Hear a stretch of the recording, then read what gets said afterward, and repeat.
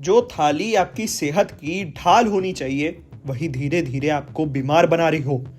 क्या जिस अनाज पर हम भरोसा करते हैं उसकी ताकत अब चुपचाप खत्म हो रही है? जी इन्वेस्टिगेशन में आज सवाल आपकी खेती का नहीं, आपकी सेहत का है। ICRIER की एक चौंकाने वाली रिपोर्ट ने चेतावनी दी है, भारत की मिट्टी अब जिंदा नहीं रह पा रही। नाइट्रोजन, फास्फोरस, जिंक जैसे जरूरी पोषण तत्व मिट्टी से गायब हो रहे हैं और असर सीधा आपके खाने, आपके शरीर और आने वाली पीढ़ियों पे है। तो क्या हम पेट तो भर रहे हैं लेकिन पोषण खाते जा रहे हैं? देखिए हमारी खास पड़ताल। मिट्टी में घट रहे पोषक तत्व। कभी मासूम रोटी के लिए रोता है तो कभी किसान फसलों की उपज पर माथा पीटता रहता है।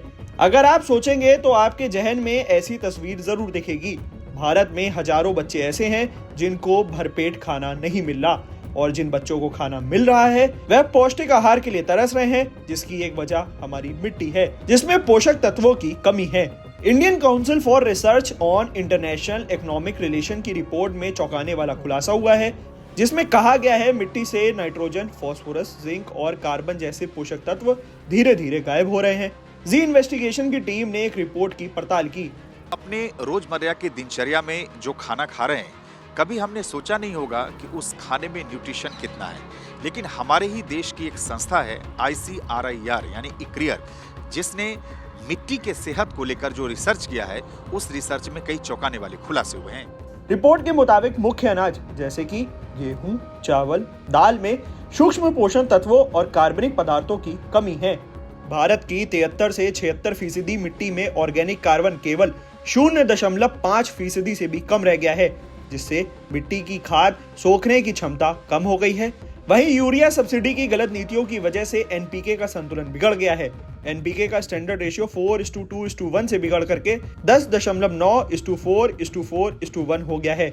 मिट्टी में नाइट्रोजन की क्षमता 90% कम है, जिंक 35%, आयरन 24% कम हो गया है। पंजाब, उत्तर प्रदेश, मध्य प्रदेश के खेतों में सालों से केमिकल खादों का इस्तेमाल हो रहा है।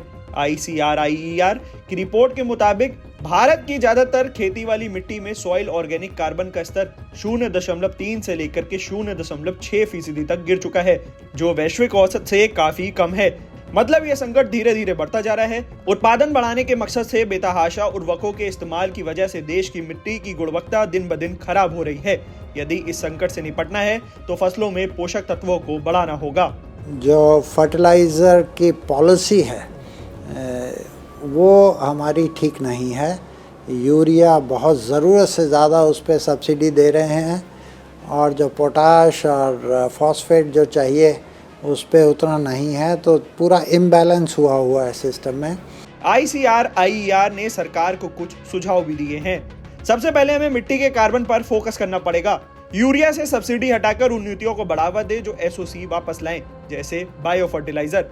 दूसरा, बायो फोर्टिफिकेशन, मतलब ऐसी फसलों को बढ़ाएं जो प्राकृतिक रूप से मिट्टी से आर्थिक पोषक तत्व खींच सकें।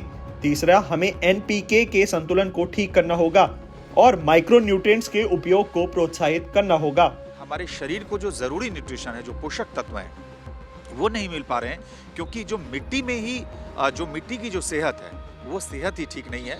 और इन्होंने बताया कि किस तरीके से अगर हम पॉलिसी बनाएं तो हम चीज़ों को और बेहतर तरीके से कर सकते हैं और इस सिचुएशन से, यानी इस चुनौती से भी निपट सकते हैं। हमें कुपोषण को हराने के लिए थाली से पहले खेत पे ध्यान देना होगा। सरकार, साइंटिस्ट और किसान सबको मिलकर के काम करना होगा, नहीं तो हमारी थाली से पोषण गायब हो जाएंगे। जी मीडिया के लिए संवाददाता सुमंत कुमार की रिपोर्ट।